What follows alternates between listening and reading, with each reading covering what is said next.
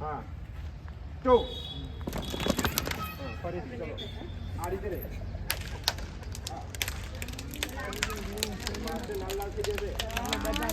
ચલો position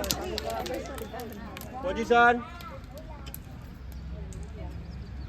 1 2 very good ફરીથી બંને પગ બેટા ફરીથી આગળ પાછળ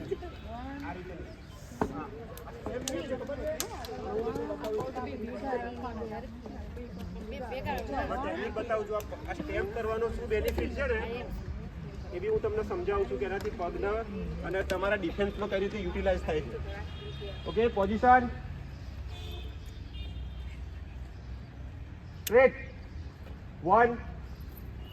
2 વેરી ગુડ